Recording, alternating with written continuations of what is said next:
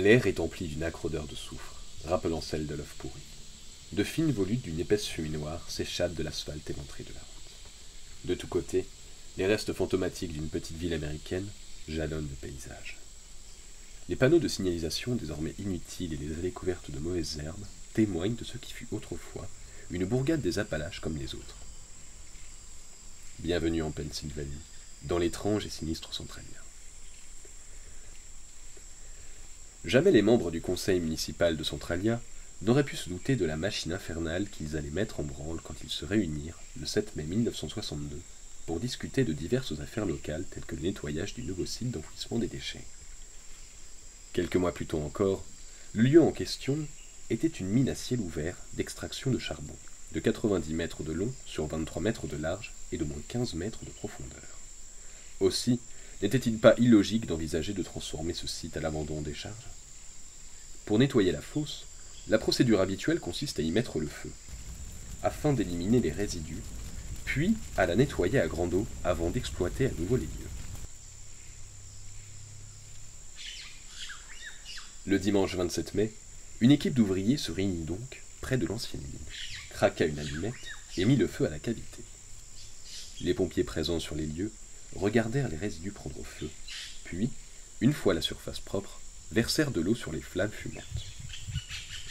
Quand la fumée disparut, ils rangèrent leurs outils et rentrèrent chez eux. La mission était accomplie. 2 jours plus tard, un homme passant par là vit de la fumée noire jaillir de la décharge et courut donner l'alerte. Les habitants, tirés du lit, allèrent jeter de l'eau sur le feu qui repartait, tentant de freiner la course des flammes. Leurs efforts demeurèrent vains. La fosse continua de se consumer les jours suivants, libérant dans l'air une odeur fétide. On avait bien veillé, comme c'était la règle, à boucher les différentes cavités avant d'enflammer le site. Mais l'on s'aperçut alors qu'un trou de taille notable, situé tout en bas de la fosse, avait été oublié. Long de plus de 4 mètres, ce trou avait permis aux flammes de s'introduire dans les galeries d'anthracite de l'ancien réseau minier de Pennsylvanie. Une fois l'été venu, malgré les efforts des habitants pour mettre fin à l'avancée des flammes, la ville fut officiellement déclarée victime d'un feu de mine.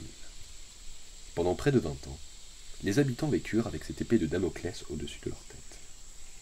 Quand les premières tentatives pour nettoyer les lieux à grande eau prirent fin, suite au mauvais temps et au manque de moyens, on estima qu'il faudrait des sommes astronomiques pour étouffer définitivement l'incendie. Et, de fait, aucune action d'envergure ne fut plus jamais entreprise. Peu à peu, ce feu ronflant au cœur des montagnes cessa de faire les gros titres.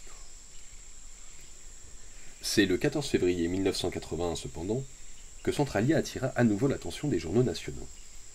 Todd Domowski, alors âgé de 2 ans, jouait dans le jardin de sa grand-mère.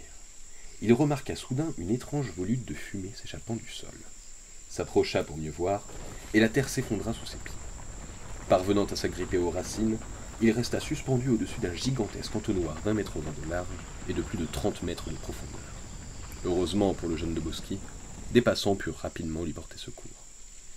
Cet événement à lui seul ne signa pas la fin de Centralia, mais il fallut 1 mois plus tard hospitaliser l'ancien maire de la ville, John Connington, qui avait failli mourir intoxiqué au monoxyde de carbone pendant son sommeil, ainsi que toute sa famille. Le danger était tel que l'on décida finalement d'évacuer le millier d'habitants vivant là. Centralia devint un terrain vague empoisonné, une ville fantôme. Certains, cependant, choisirent de rester. Au dernier recensement, une poignée d'habitants refusait toujours de quitter les lieux. En octobre 2013, ils gagnèrent leur procès devant la justice et se virent accorder le droit de passer le reste de leur existence à Centralia.